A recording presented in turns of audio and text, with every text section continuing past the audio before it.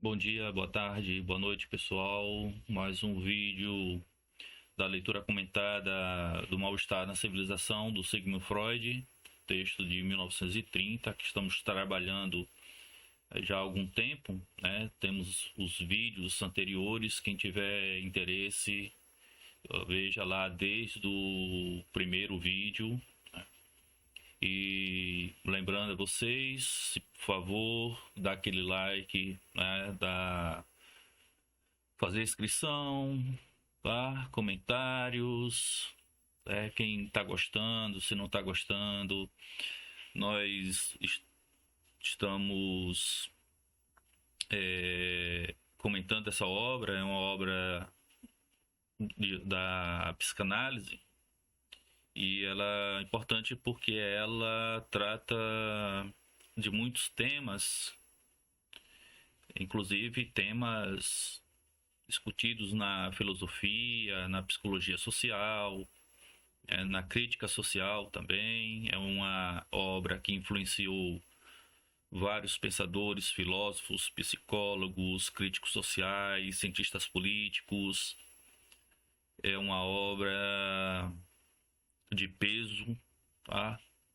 Aborda vários termos psicanalíticos de grande importância, de relevância para a psicanálise, e a gente tem aqui a finalidade de conhecer mesmo, né? Ter o prazer do texto, de conhecer a obra por inteiro, não, não ficar simplesmente na superficialidade ou na simplicidade. Então, quem puder fazer esse precioso passo, né, de se inscrever, ajuda a gente, né, ajuda a fazer com que o algoritmo da internet possa trabalhar um pouco a nosso favor, né, porque é um canal que é muito específico, para as pessoas que realmente têm interesse na leitura, no estudo, na pesquisa, né? Então não se trata simplesmente de falar sobre uma obra, mas de compreender com profundidade essa obra. Então o algoritmo ele não dá vez, né? Ele não trabalha a nosso favor, né? Então, se vocês não fizerem esses passos, não ajuda em nada, né? Poucas pessoas vão conhecer. E a minha proposta é que as pessoas conheçam, né, com profundidade, saber realmente o que é psicanálise.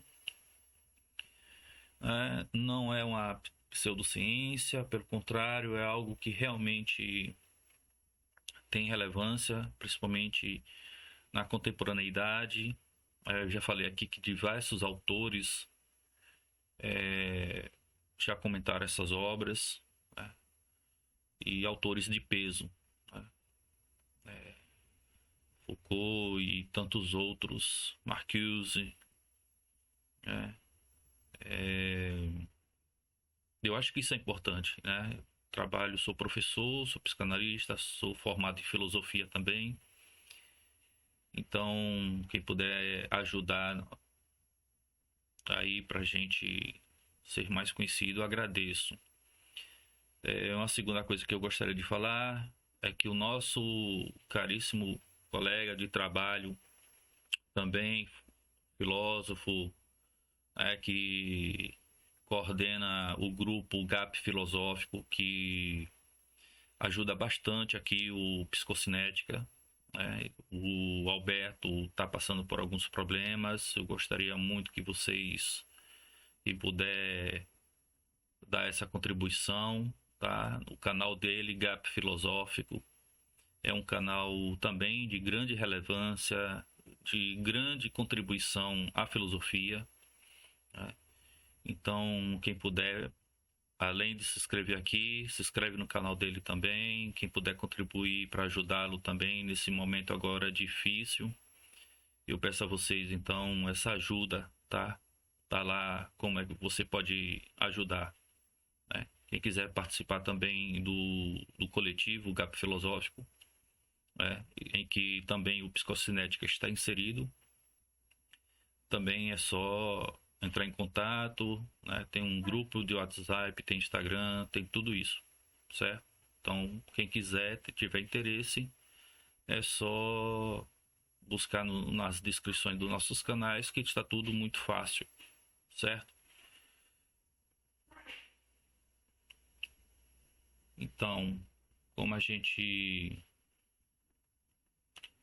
estava falando, no vídeo passado a gente trabalhou a parte 7, né? A gente concluiu a parte 7.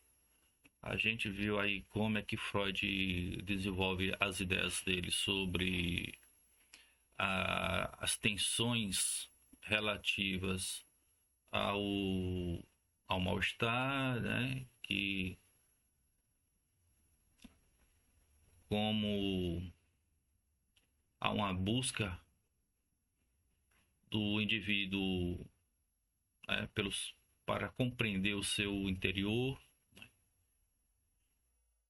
E além disso, o último trecho enfatiza, a necessidade de autoavaliação, né, de aceitar a complexidade e segurança como partes integrantes da condição humana. E agora a gente já vai entrar na oitava e última parte, que também fecha a problemática, fecha a questão sobre essa tensão entre o princípio de prazer e o princípio de realidade, né? Outra coisa que eu vou apresentar agora, segunda-feira, uma live sobre o conceito de denegação do Sigmund Freud. Então, quem estiver ouvindo agora, marque aí segunda-feira, 9 horas da noite, é uma live sobre o conceito de denegação, Verneinung, né, em alemão, e pode ser também negação, né? Em algumas traduções está como negação, eu uso denegação justamente para quebrar um pouco esse termo negação, porque o Freud não trabalha necessariamente a negação como uma oposição à afirmação. É uma negação que foge o simples pressuposto lógico, né, do sim e não, da afirmação negativa, e o Freud supera essa simples lógica e propõe aí uma dialética, né, nessa questão da negação, que é muito utilizado como um mecanismo de defesa do ego, né?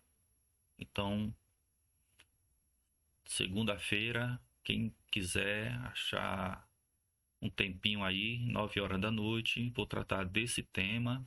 E aí eu vou abordar o Freud, vou abordar Lacan, vou abordar também o Jean Hippolyte. É uma discussão do Lacan com o Jean Hippolyte sobre a questão do Verneinung. E acho que quem se interessar por filosofia e psicanálise e essa relação entre esses dois campos de saberes estão convidados, tá? Então vamos aqui começar a nossa leitura. E aí, para a gente começar, então, tá bom?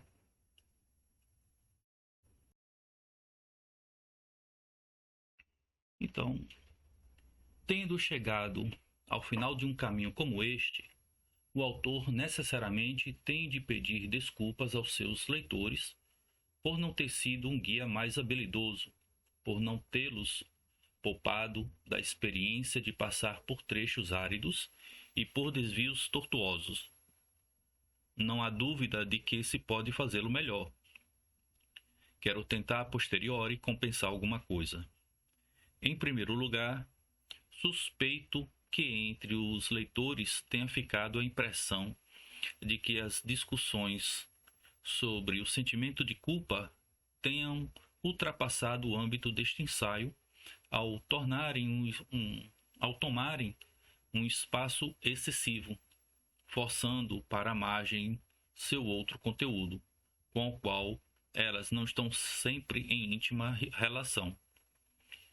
Isso pode ter perturbado a estrutura do ensaio, mas corresponde inteiramente à intenção de colocar o sentimento de culpa como o problema mais importante do desenvolvimento da cultura e de demonstrar que o preço a pagar pelo avanço da cultura é uma perda de felicidade em consequência da intensificação do sentimento de culpa. Aqui é interessante porque o próprio Freud ele não está afirmando que é uma tese no sentido de uma formulação teórica baseada em uma certa evidência material. Aqui isso deve ser muito importante. Primeiro que o Freud aqui está afirmando que se trata de um ensaio. Bom, o estilo ensaístico é um estilo muito próprio, é uma experimentação, tá? Então, não espere aqui uma prova material de que a ideia dele da teoria de uma morte de um líder de uma horda antiga tenha uma validação histórica marcada historicamente com indícios antropológicos, paleontológicos, né? Não é aqui o caso, né? Se trata de um ensaio, né? De uma experimentação teórica, a qual ele, a partir de outras pesquisas arqueológicas, pesquisas antropológicas, que ele era muito interessado, ele vai formular vamos dizer assim, uma suposição ou de uma experimentação teórica, como eu acabei de falar, para deixar claro que as coisas não caem do céu, né? Ele não está tratando de uma teoria moral, simplesmente, ou de uma tese utilitarista, né? Que estava muito em voga no século XIX, né? De questões relativas à utilidade, mas se baseando nas descobertas das três instâncias psíquicas que vão ser descobertas a partir dos seus trabalhos clínicos, né, das suas experimentações clínicas, das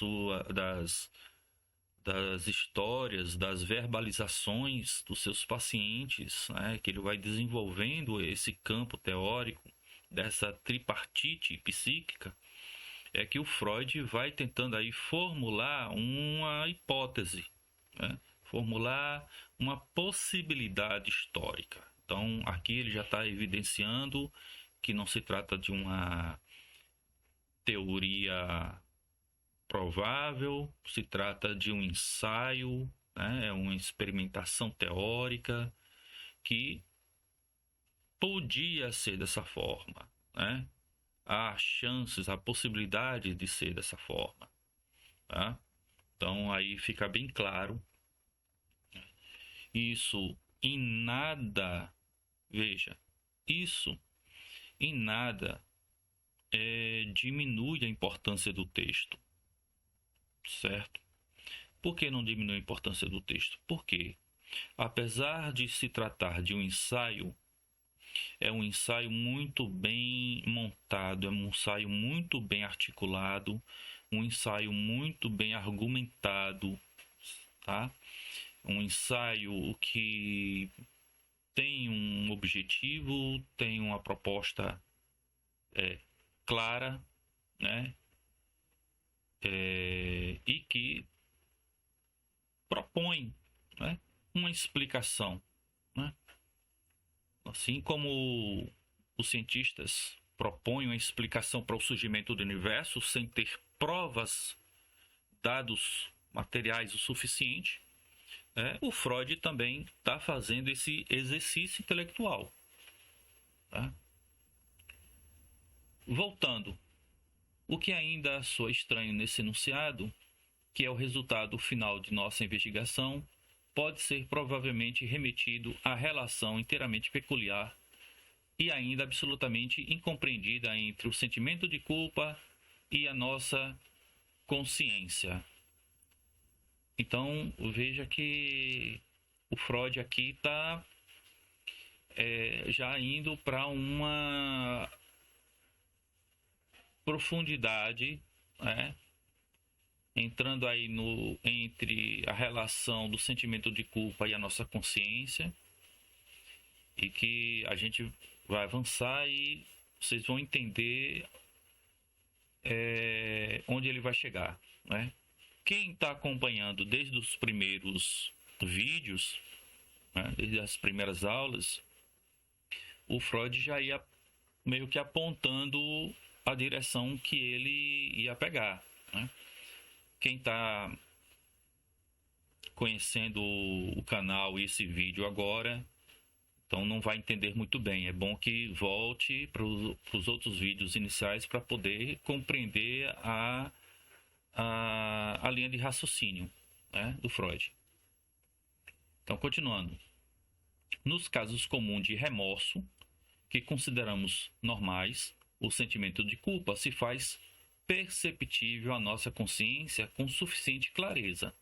É o que estamos acostumados a dizer consciência de culpa, em vez de sentimento de culpa, né? Do estudo das neuroses, às quais certamente devemos as indicações mais preciosas para o entendimento do que é normal, resultam relações plenas de contradição. É uma dessas afecções, a neurose obsessiva, o sentimento de culpa impõe-se em alto e bom tom. A consciência, ele domina o quadro patológico, bem como a vida do doente, mal deixando que apareça outra coisa ao seu lado. Mas na maioria dos casos e formas de neurose, ele fica completamente inconsciente, sem por isso manifestar efeitos mais significantes. Os doentes não acreditam em nós quando lhe atribuímos um sentimento de culpa inconsciente.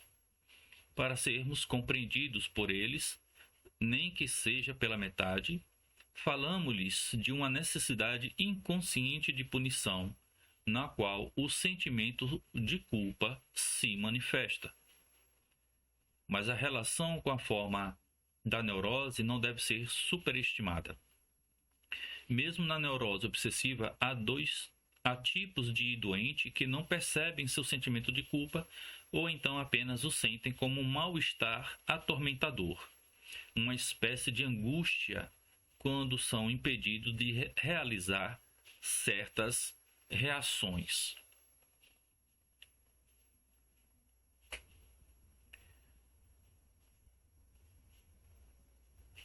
Certas ações, desculpa.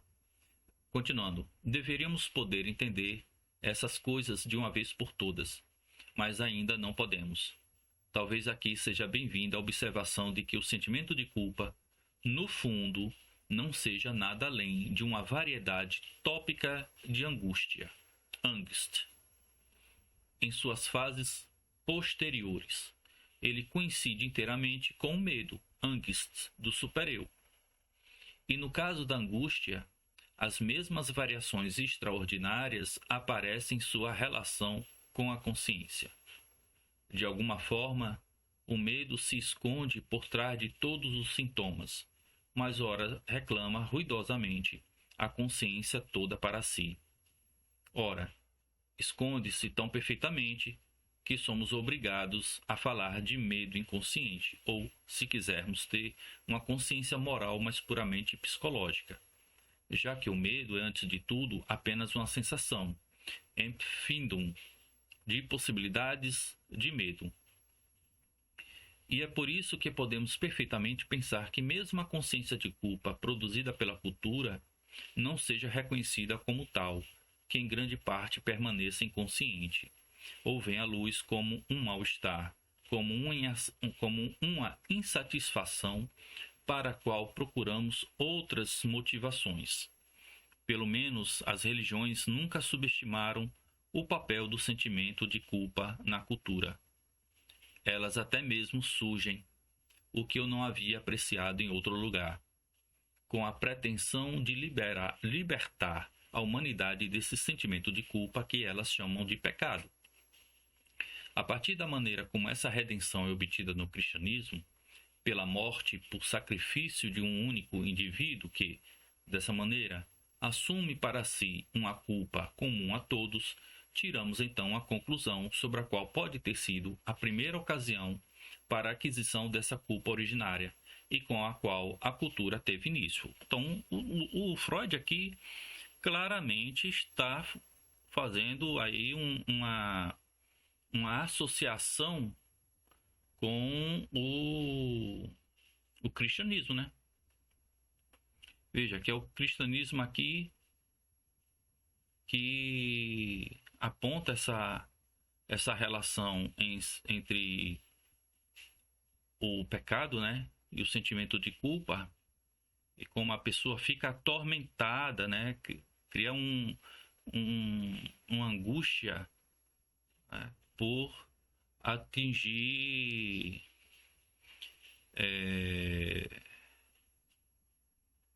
atingir a moralidade ou atingir a sociedade com algum tipo de ação não permitida, né, pela ideologia cristã. Então, a gente pode ver que o Freud está tentando fazer aí uma relação interessante sobre o sentimento de culpa, né? Como é que o ser humano, principalmente o ocidental, né? O ocidental, que é, em sua grande maioria, uma sociedade cristã, e que esse sentimento, né, de culpa, né, e a sua relação com o entendimento de si mesmo, né, ele explica que o sentimento de culpa é frequentemente uma indicação de que uma pessoa está tentando compreender melhor suas próprias ações, né, emoções, motivos, né, e por muitas vezes está no inconsciente, né, não está totalmente consciente. Né? Inclusive, algumas pessoas, né, elas não aceitam essa ideia de que há um sentimento de culpa, né, inconsciente, que faz com que ela sinta esse mal-estar, sinta essa angústia, mas não compreende a causa dessa angústia, né? Não compreende a causa desse mal-estar. O texto do Freud também sugere que, para lidar com esse sentimento, é importante distinguir entre diferentes formas de culpa, né? A saber, a culpa que surge de uma consciência reprimida ou de uma necessidade de punição, né? Então, aí são duas formas que se apresentam, né? E a culpa que pode indicar uma falha de compreensão ou relação inadequada com o próprio eu, né? Com esse eu ideal, né, que ele tanto busca no, tanto a partir do seu espelho, né? Do seu ideal do eu, quem ele se, a quem ele está se espelhando, e por não alcançar essa duplicidade, né, esse imaginário, de si mesmo, né, e é por isso que o Lacan vai criar esse termo, né, imaginário. É porque a gente cria uma imagem de nós, né, um ideal de nós mesmos, né, uma imagem, né, que serve então como uma síntese, né, dos processos psíquicos, né, que a gente chama de eu. Então a gente não consegue alcançar esse status, esse nível que a gente queria alcançar. Isso cria um sentimento de culpa, tá? As outras duas formas são aquela, né, de que é uma consciência reprimida, né, e necessidade de punição, né?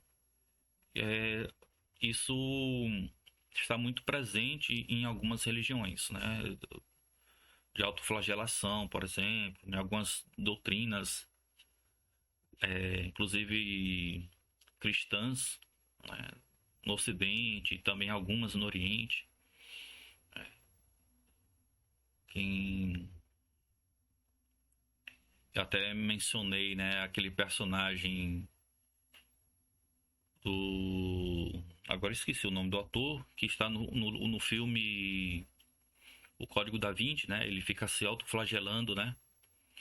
E isso é uma manifestação do sentimento de culpa, né? Ele precisa se punir por algo que ele mesmo não compreende sobre si mesmo, né? E aí por isso ele acha que está em pecado, acha que está em erro, né?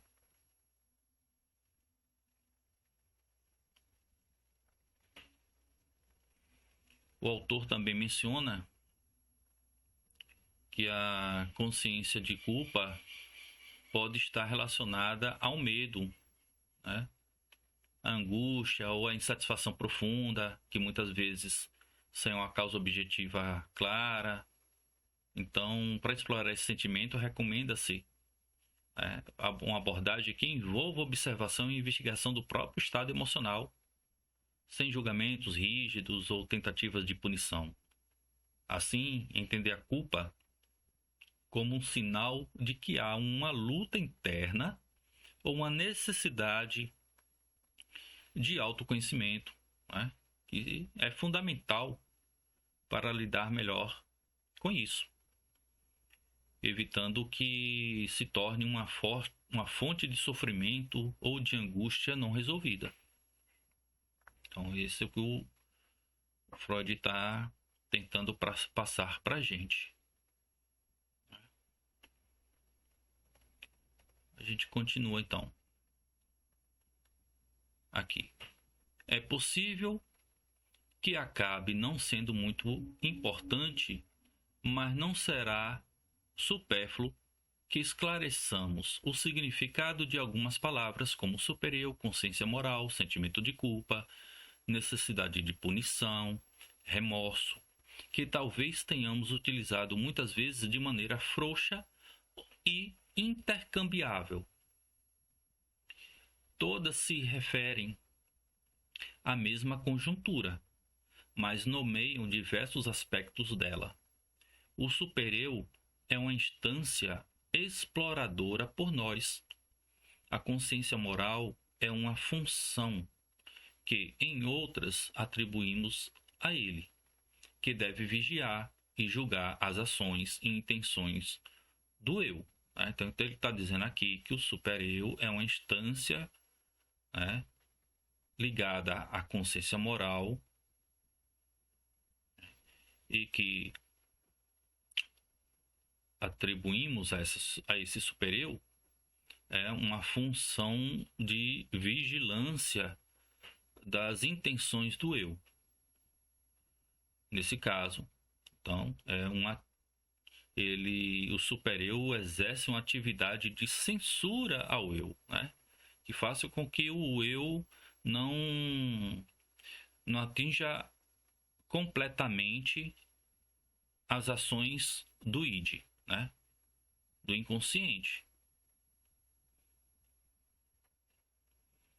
Que aí estaria a mercê completamente do princípio do prazer, né? E o princípio do prazer é algo assim que em uma sociedade organizada vai ser às vezes, né, ou frequentemente, uma ameaça à própria integridade da sociedade, tá?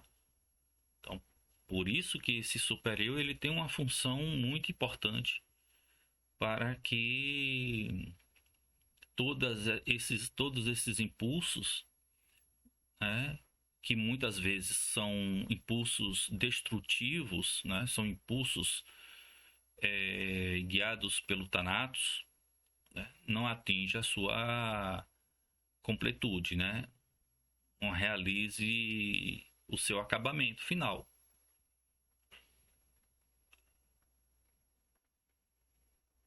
E aí ele continua. O sentimento de culpa, a rigidez do super-eu é, portanto, a mesma coisa que a severidade da consciência moral. Ele é a percepção concedida ao eu de que ele é vigiado dessa maneira. Ele é a estimativa da tensão entre os anseios do eu e as exigências do super-eu. E o medo dessa instância crítica que está na base de toda essa relação. A necessidade de punição é uma manifestação pulsional do eu, certo? Então, olha aqui como a estrutura do psiquismo funciona, né? A necessidade de punição, de punir a si mesmo, se torna uma manifestação pulsional do eu. Né? Ele continua, a qual, sobre a influência do super-eu sádico, tornou-se masoquista, isto é, ela utiliza para fins de uma ligação erótica com o super-eu. É por isso que há uma espécie de gozo aí, né? Até na autopunição. Que vai dar às manifestações sádicas, né? E ele continua. Uma parcela da pulsão existente no eu para a destruição interna. Não deveríamos falar de consciência moral antes que um super-eu seja comprovado. Quanto à consciência de culpa, é preciso reconhecer que ela existe antes do super-eu. Portanto, antes também da consciência moral. Né? Então, para que houvesse existência de uma consciência moral, de um super-eu, né, houve a possibilidade da existência de algo anterior, né? Portanto, antes também da consciência moral. Ela é, então, a expressão imediata do medo da autoridade externa, certo? O reconhecimento da tensão entre o eu e esta última, o derivado direto no conflito entre a necessidade de ser amado por essa autoridade e a pressão para a satisfação pulsional, cuja inibição engendra a inclinação para a agressão, a sobreposição desses dois estratos do sentimento de culpa, um por medo da autoridade externa, o outro por medo da autoridade interna, dificultou-nos a visão de algumas das relações da consciência moral. Remorso é uma designação geral para a reação do eu em um caso de sentimento de culpa. Então, o que ele está dizendo aqui é que houve um remorso, né, o surgimento do remorso, que vai depois dar no sentimento de culpa. Certo? E ele continua. Ele contém o material pouco transformado de sensações de medo ainda eficazes em um segundo plano. Ele próprio é uma punição e pode incluir a necessidade de punição. Então, ele próprio é uma punição e pode incluir a necessidade de punição. Ele também pode, portanto, ser mais antigo que a consciência moral. Aí o Freud vai novamente voltar para aquele período ancestral, para mostrar a possibilidade, certo, de que realmente houve um momento em que surge o remorso e daí vai surgir uma consciência moral. Então, para isso, o Freud novamente faz esse processo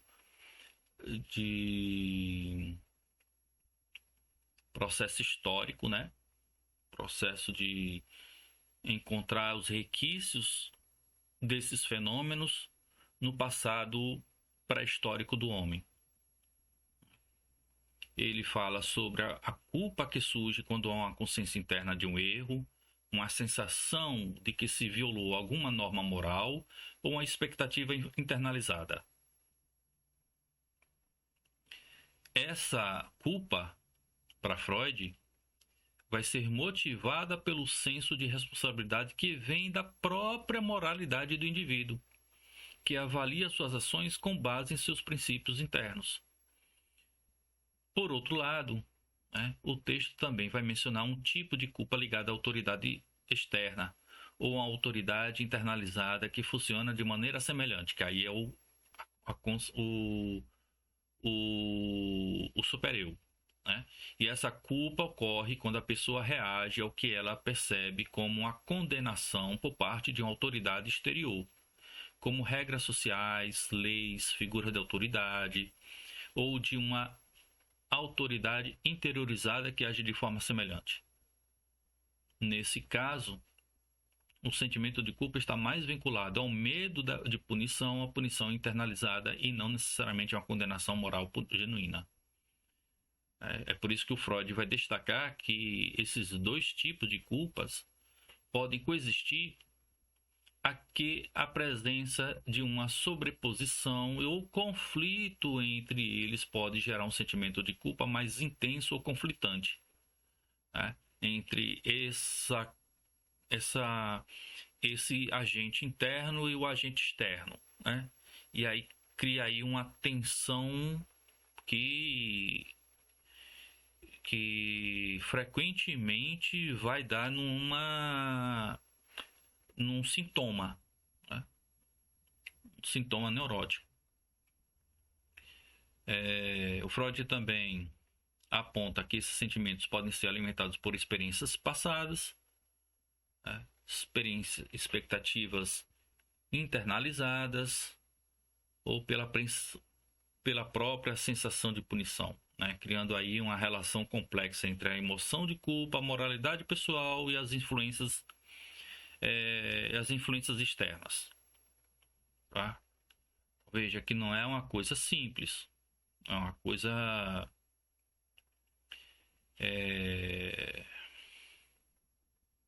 que é explicada assim de uma maneira muito simplista. Ele continua: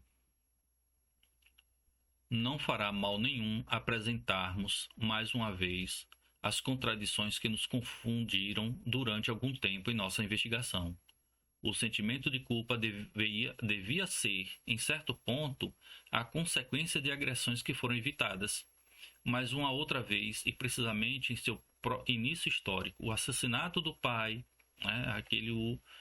a morte do pai da Horda, da Horda Primeira, a consciência de uma agressão executada, também encontramos a saída para essa dificuldade.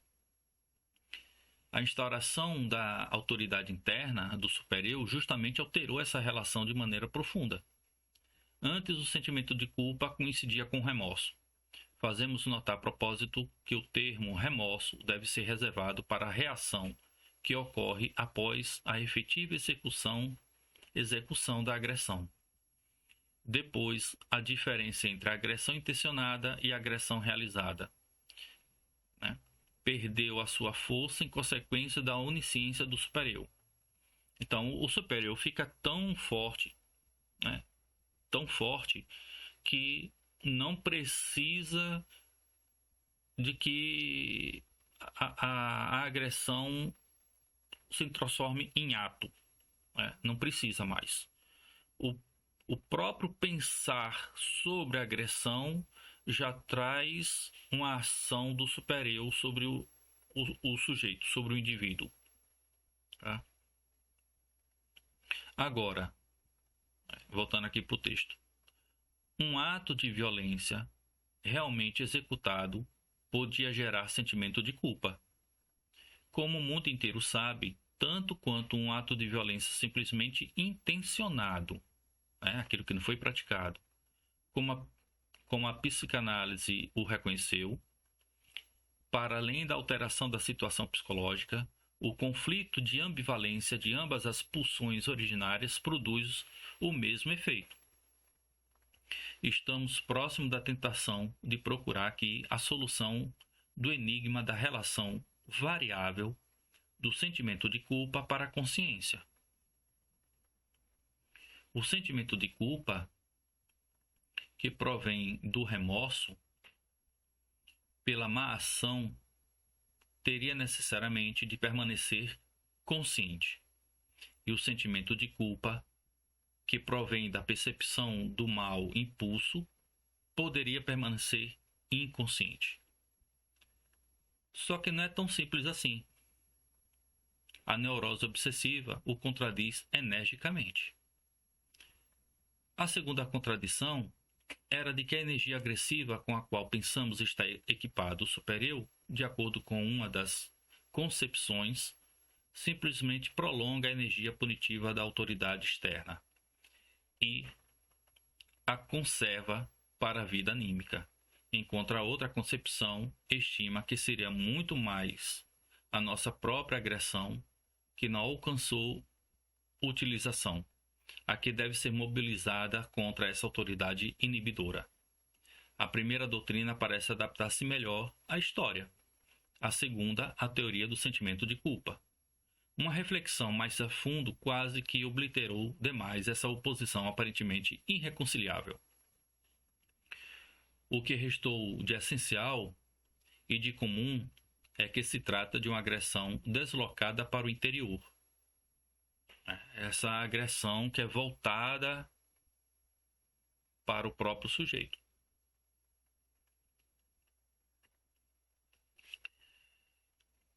A observação clínica permite, por sua vez, distinguir realmente as duas fontes para a agressão atribuída ao super-eu, das quais uma ou outra exerce o efeito mais forte em cada caso, mas que, de maneira geral, agem conjuntamente.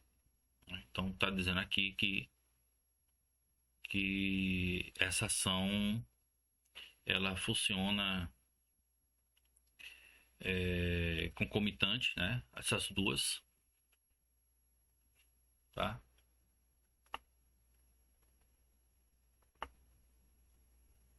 Vou beber uma água aqui.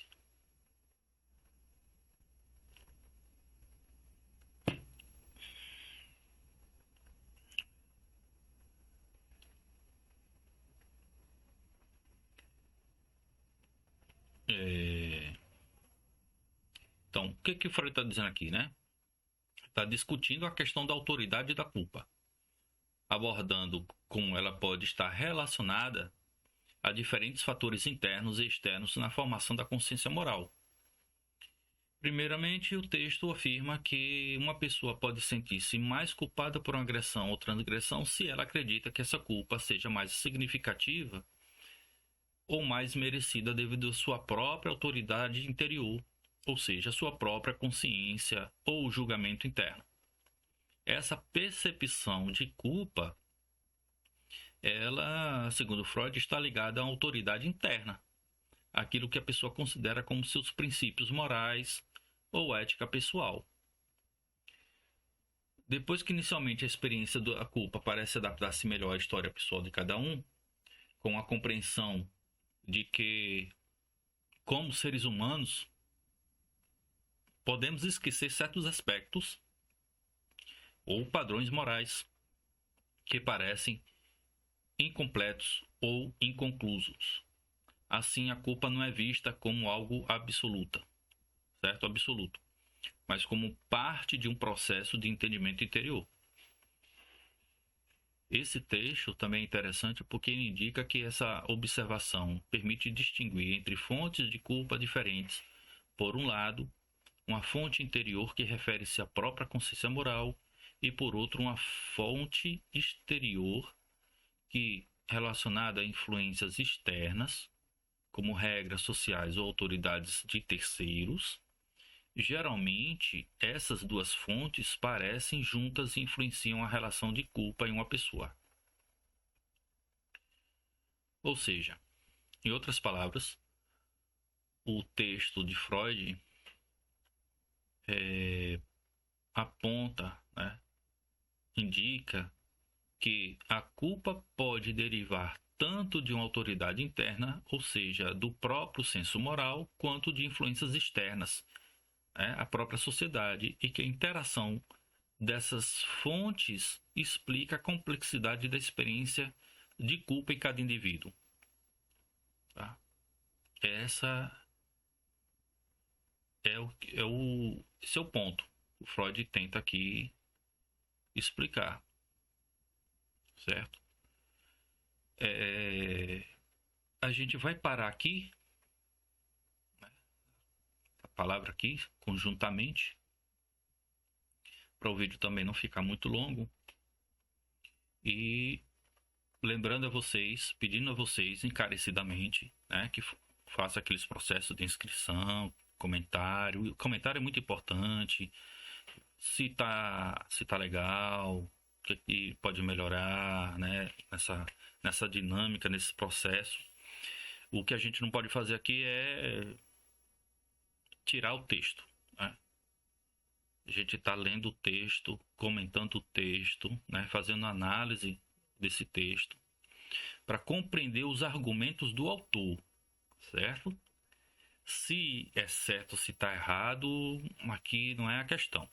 A gente está querendo entender os argumentos do Freud para explicar essas questões acerca do mal-estar na civilização, certo? Ele está tentando procurar a causa disso, certo? Então, quem gostar, tiver interesse, né, fala aí pra gente. Pedir a vocês também que dêem uma força lá pro pessoal do GAP Filosófico, pro Alberto. Ele está precisando muito dessa ajuda, dessa colaboração de todos. Então, quem tiver interesse e puder contribuir, achar que vale a pena, vai aí, procure. Eu agradeço, tá bom? Lembrando que segunda-feira vou fazer uma live sobre o conceito de Verneinung de Freud, numa discussão entre Lacan e Jean Hippolyte, que é um filósofo francês, sobre essa questão da denegação, né? Em que entre esse processo de negar esconde, na verdade, uma afirmação, né? Por isso que eu estou usando aqui a palavra denegação e não negação ou negatividade, né? Mas vai ser interessante. Então, quem tiver interesse, está convidado segunda, 9 horas, tá?